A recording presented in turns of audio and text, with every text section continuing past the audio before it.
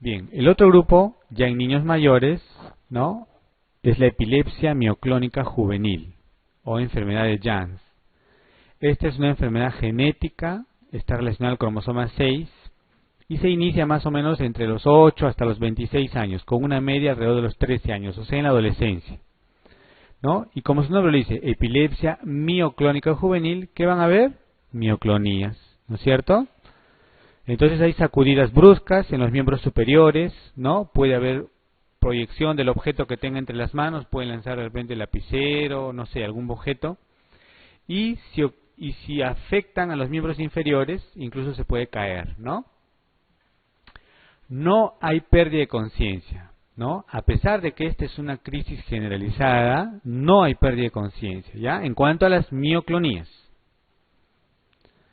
Ahora, este tipo de crisis este tipo de mioclonías, ¿no? Se presentan normalmente al despertar o poco después, ¿no? Minutos más tarde. Es frecuente que este tipo de crisis se desencadene por la privación de sueño y la ingesta de alcohol. Además, estos pacientes en un 80-90% de casos tienen crisis tónico-clónicas generalizadas, ¿ya? O sea, no solo hay mioclonías, sino hay crisis tónico-clónicas generalizadas, ¿ya? Y un tercio presentan ausencias, ¿no? Están viendo varios tipos de crisis, ¿no? En la epilepsia mioclónica juvenil.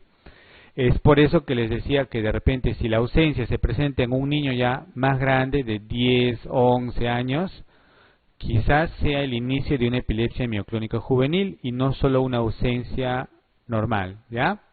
Porque la ausencia es más frecuente en niños más pequeños, ¿no? 6 años, ¿no? ¿Y qué veríamos en el electro? ¿No? Complejos de polipunta honda, difusos, bilaterales, ¿no? Porque es una crisis generalizada, y síncronos que rara vez exceden los 2 segundos, ¿no? Son bastante breves.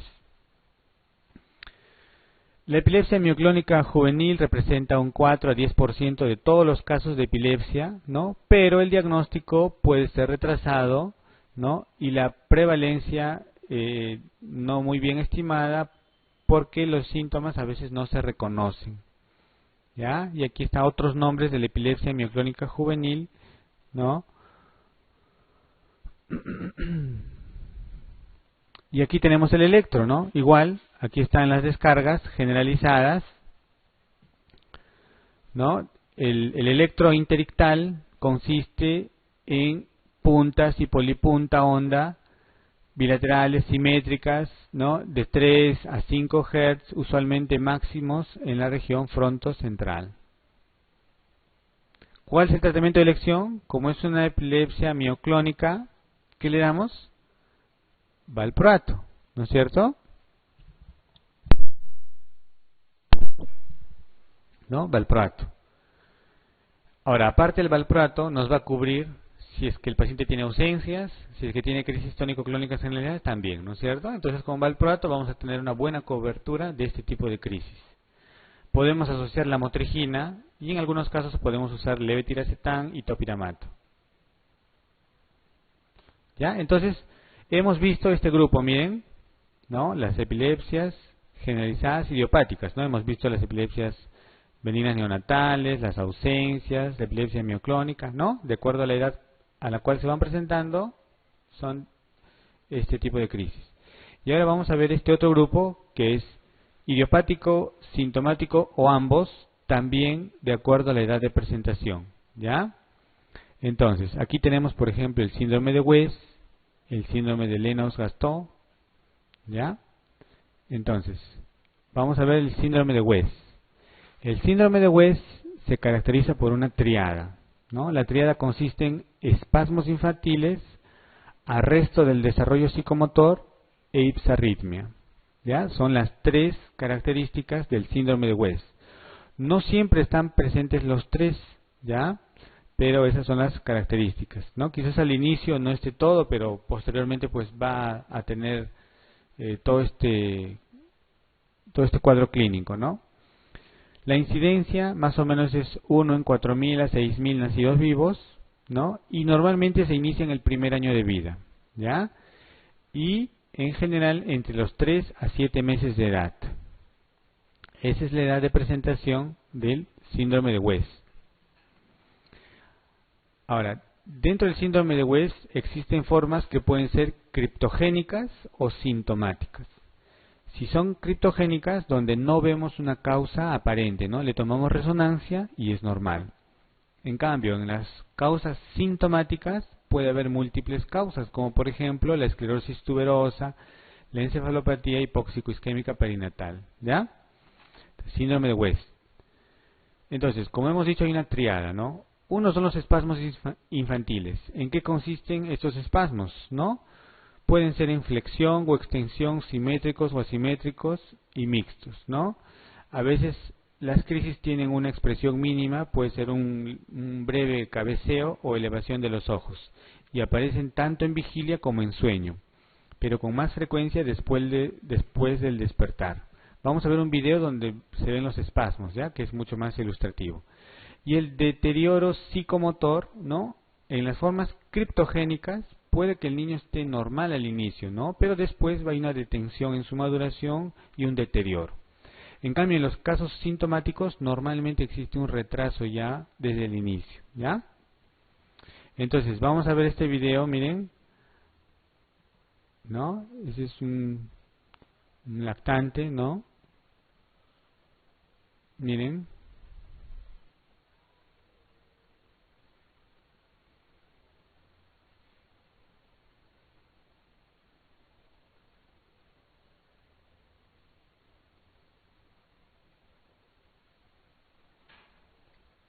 Miren los ojos, ¿no? Cómo hace también un movimiento, ¿no? ¿Ven? La boquita, los ojos, las manos, ¿no? Esos son los espasmos infantiles, ¿ya? Y miren, si hemos contado, no sé cuántos ya ha hecho, ¿no? Ha hecho un montón el bebito, ¿no?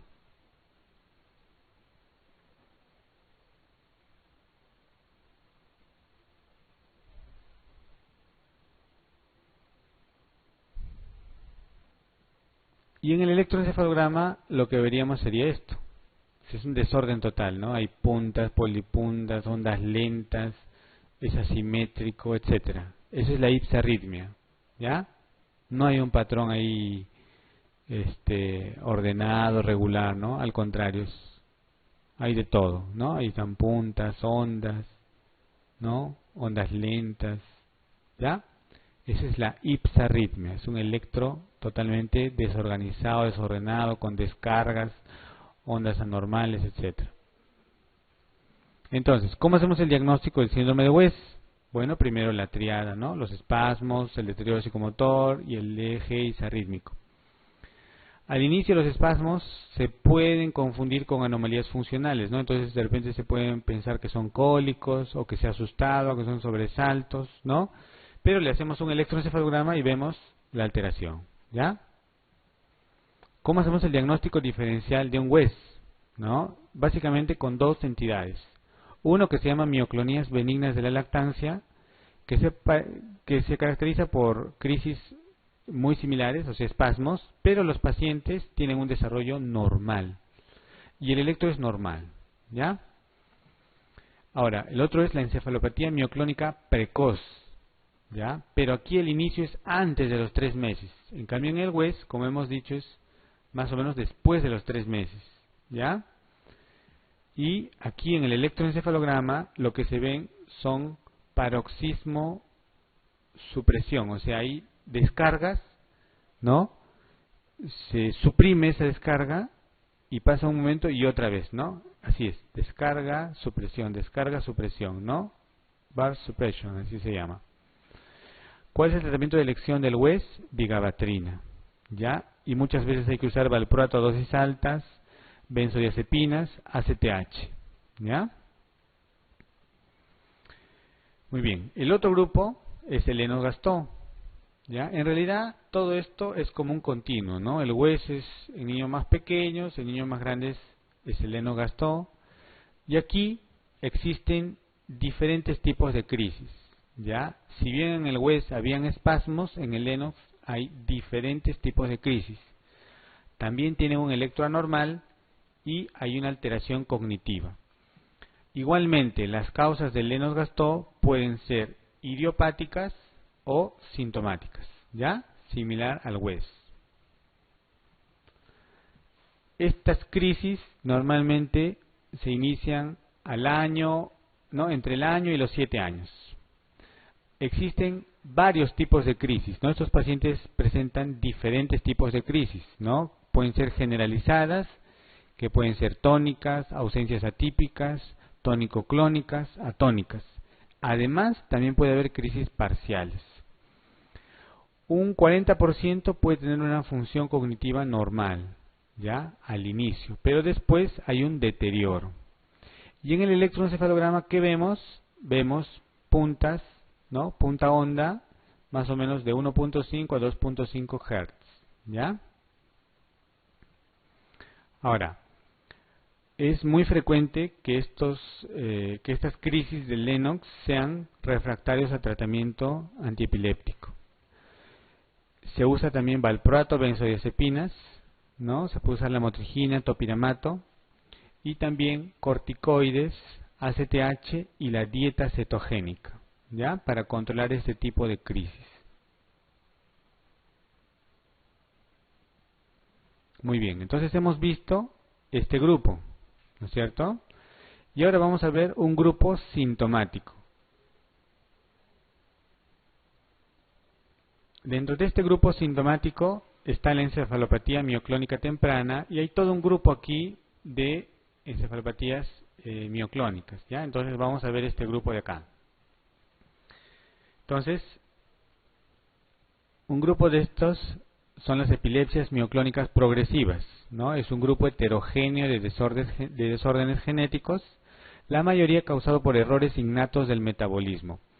Y se caracterizan básicamente por 4 puntos. Uno, que es la presencia de mioclonías. 2, crisis epilépticas. 3, deterioro neurológico progresivo. Y 4, ataxia, ¿ya? Entonces, este grupo de epilepsias tienen estos rasgos clínicos, ¿ya? Entonces, dentro de este grupo de las epilepsias mioclónicas progresivas, vamos a ver algunas importantes, ¿no? Entonces, una de ellas es la enfermedad de Unverricht-Lundborg. Aquí, las mioclonías, ¿no? Que pueden ser espontáneas o inducidas, ¿no? Se inician más o menos en los niños entre los 6 a 16 años.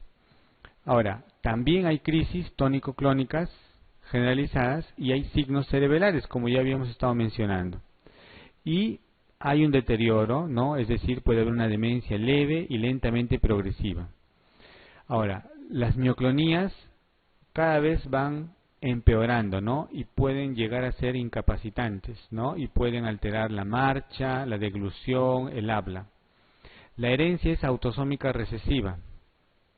Y el tratamiento consiste en valproato, benzodiazepinas, ¿ya? Se puede usar levetiracetam, y no usar fenitoína porque empeora las mioclonías, ¿ya? Por eso es importante determinar qué tipo de crisis es, porque si no podemos darle un medicamento que empeore su crisis. Y la otra enfermedad es la enfermedad del áfora, ¿ya? Esa también es una enfermedad autosómica recesiva, ¿no?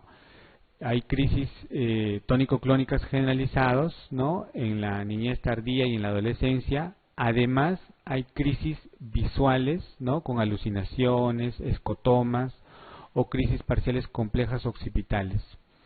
Ahora, hay un desarrollo progresivo, ¿no? Y mioclonos de reposo y acción, ¿no? Que acompañan un deterioro cognitivo que es mucho más severo que en la anterior enfermedad, ¿no? Y estos pacientes fallecen más o menos a los 2 o 10 años del inicio de los síntomas. Y el tratamiento básicamente es de soporte, ¿ya?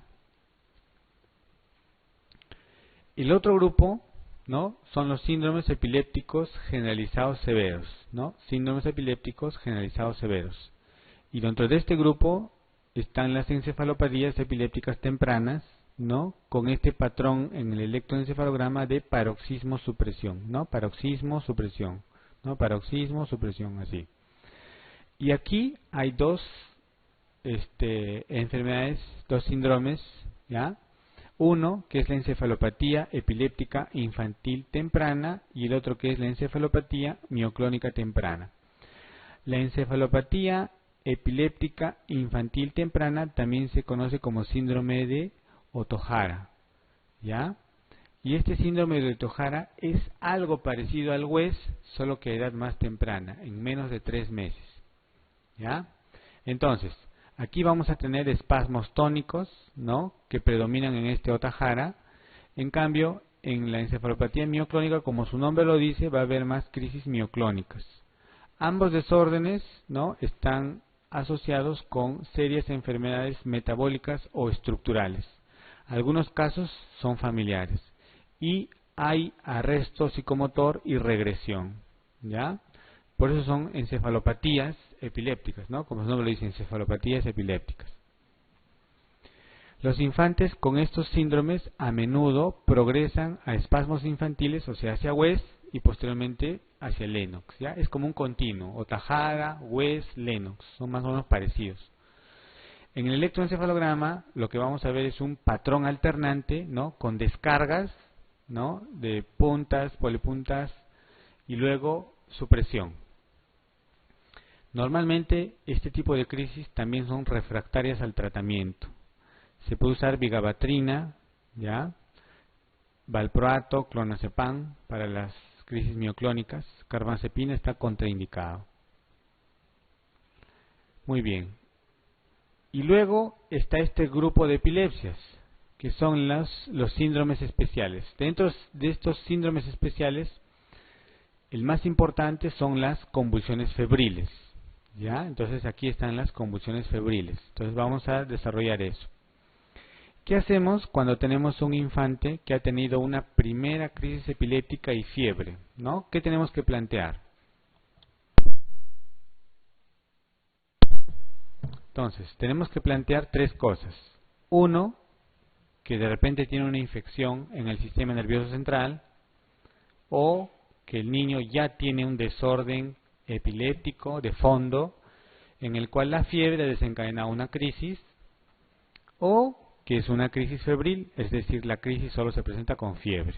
Ya tenemos esas 3 posibilidades cuando tenemos un infante con una primera crisis epiléptica y fiebre. Entonces, lo más importante va a ser determinar que el niño, que el paciente no tiene una infección del sistema nervioso central.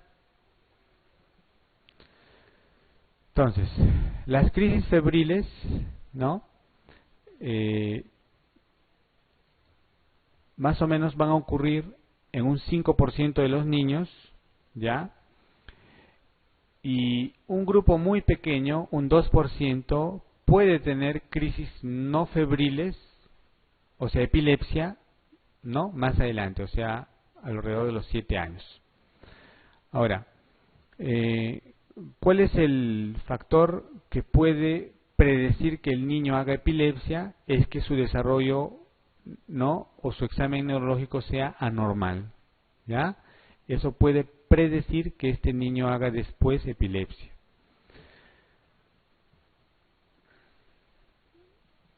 Entonces, las crisis febriles, ¿no?, son un fenómeno de la lactancia o de la infancia que habitualmente se presenta entre los 3 meses y los 5 años, ¿no?, relacionados con fiebre, pero sin infección intracraneal o una causa identificable, ¿ya? O sea, no debe corresponder a una infección del sistema nervioso central, ¿ya? De repente el niño tiene, no sé, pues una neumonía, hace fiebre y convulsiona, puede ser, ¿no es cierto? Es una crisis febril. No es, por ejemplo, cuando tiene una meningitis, ¿no? No, eso no es crisis febril.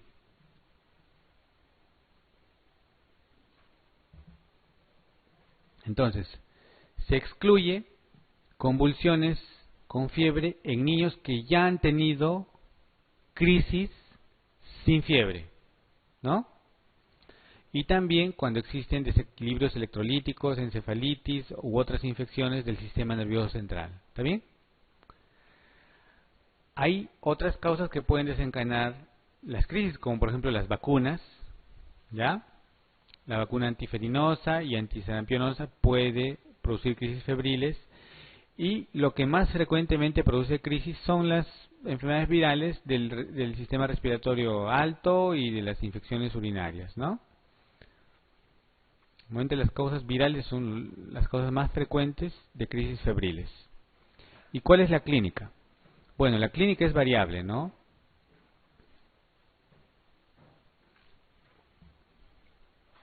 Normalmente se presentan crisis generalizadas, es decir, tónico-clónicas, ¿ya? Es lo más frecuente. Otro grupo puede presentar solo crisis tónicas o solo crisis clónicas, ¿ya? El 90-93% tiene crisis generalizadas, pero a veces pueden ser crisis focales o parciales, ¿ya? Normalmente duran poco tiempo, 1 o 3 minutos en la mayoría de casos. Y hay una clasificación de las crisis febriles, ¿no? Se clasifica en dos grupos, uno que es la crisis febril simple y la crisis febril compleja, ¿ya? Hablamos de crisis febril simple o convulsión febril típica o convulsión febril benigna cuando dura menos de 15 minutos, cuando es generalizada, cuando ocurre solo una vez durante un día, en 24 horas, solo una vez, y obviamente no hay pues ningún otro trastorno cerebral o metabólico severo, ¿no es cierto?, que explique la crisis. Y hablamos de convulsión febril compleja cuando dura más de 15 minutos, cuando es focal y cuando se repite varias veces durante las primeras 24 horas, ¿ya? Entonces, esas características clínicas nos permiten diferenciar si es una convulsión febril simple o una convulsión febril compleja. ¿Está bien? Ya. Ahora, es un poco más frecuente en niños, ¿ya? Las convulsiones febriles son un poco más frecuentes en niños y especialmente alrededor de los 18 meses, ¿ya? Normalmente estas crisis febriles aparecen el primer día de la enfermedad, ¿no? Entonces el niño se resfrió y el primer día hace la convulsión febril. O le dio, no sé, algún otro problema viral y el primer día es donde normalmente aparece la crisis febril. Y a veces debuta la enfermedad, ¿no?, con esa crisis febril, ¿ya? Ahora, normalmente la temperatura, ¿no?, es más de 38 grados, es decir, tiene que haber fiebre, pues, ¿no? No es una febrícula, una cosa muy discreta, digamos, ¿no? Está con fiebre el niño, definitivamente, ¿ya? Ahora, en muchos casos también hay antecedentes familiares, ¿no? Entonces quizás esto implique que existe un patrón autosómico dominante con una penetrancia incompleta, por eso es que algunos hijos o algunos niños de repente presentan las crisis y otros no, ¿ya? Pero muchas veces hay antecedentes familiares, ¿no? El papá tenía crisis febriles, el hijo también, ¿no? Entonces hay esos antecedentes.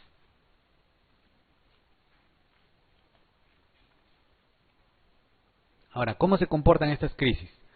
Un tercio de estas crisis, ¿no?, febriles simples, un tercio de los pacientes puede hacer una segunda crisis. Y de estos pacientes que hacen una segunda crisis, la mitad puede hacer una tercera crisis. ¿En qué casos está incrementado el riesgo de recurrencia?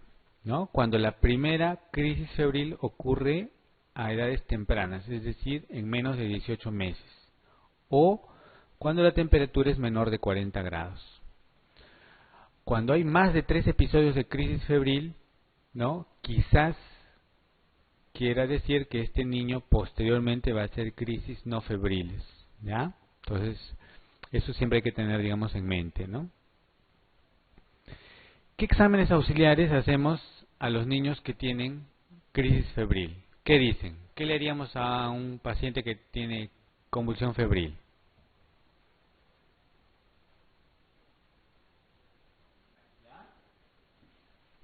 Entonces, punción lumbar, tampoco, ¿no? O sea, si es crisis febril, no es necesario. Pero si por ahí nosotros sospechamos o le encontramos de repente un poco de rigidez de nuca o algo que nos haga pensar de que pudiera ser una meningitis o una encefalitis, sí tendríamos que hacer punción lumbar, ¿ya?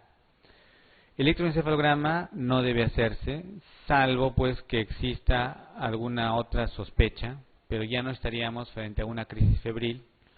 Y tomografía tampoco, pues, ¿no? No es necesario. Peor lo vamos a estresar al niño y a los papás, ¿no? ¿Ya? Ahora, existen unos trastornos paroxísticos, ¿no? Y síntomas episódicos que son no epilépticos, ¿ya? O sea, no son epilepsias, son trastornos paroxísticos no epilépticos, ¿ya? Entonces, se originan en el cerebro, ¿no? Y se manifiestan por síntomas episódicos de aparición brusca y de breve duración. Y dentro de este grupo tenemos, ¿no?, las mioclonías benignas de la infancia temprana. Entonces, este cuadro, ¿no?, como su nombre lo dice, se caracteriza por mioclonías, ¿no? Las mioclonías se presentan como contracciones bruscas en los músculos de los hombros, el cuello, en ocasiones comprometiendo miembros superiores, ¿ya? Por lo general se presentan cuando el niño está despierto. La edad de inicio, en la gran mayoría, 90%, está entre los 3 a 9 meses de vida. Es por eso que se puede confundir con el síndrome de West, ¿no? ¿Se acuerdan? Pero este grupo de crisis, ¿no?, de fenómenos no epilépticos, de trastorno paroxístico, ¿no?, son autolimitadas, ¿ya? Además, el electroencefalograma es normal porque no es una epilepsia y por lo tanto no requieren tratamiento, ¿ya? Muy bien, hemos tratado de revisar las epilepsias, entonces vamos a responder las preguntas. A ver, ¿qué dicen?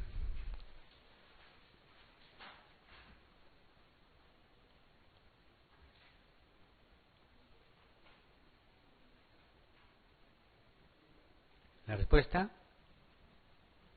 ¿no es cierto? Está fácil esa pregunta, ¿no? Entonces, simplemente para recordar este pequeño cuadro, las crisis febriles suelen ser generalizadas en la gran mayoría, ¿ya? Eso no se olviden, ¿no? Entonces, la respuesta es la E, ¿ya? Siguiente.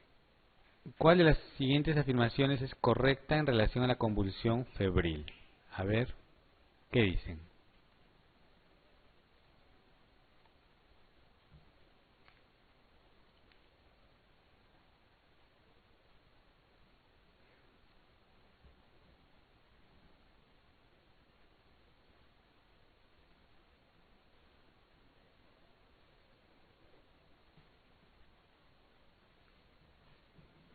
La letra B, B o D.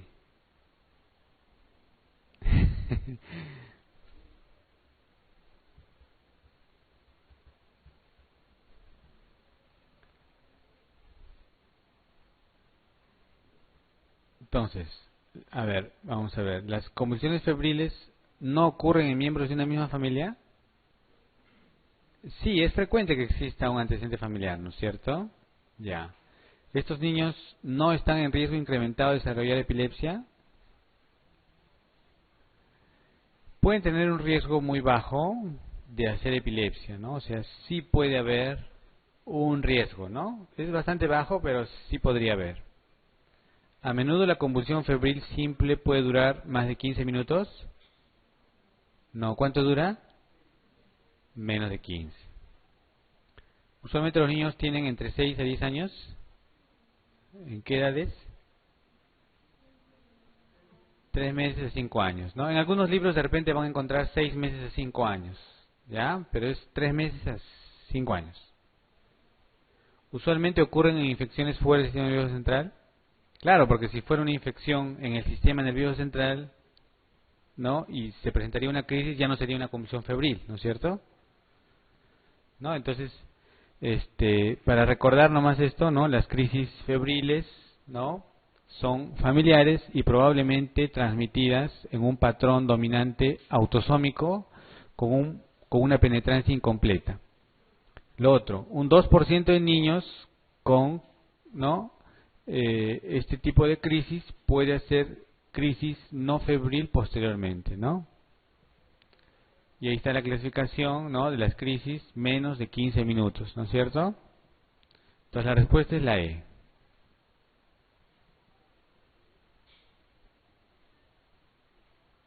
A ver.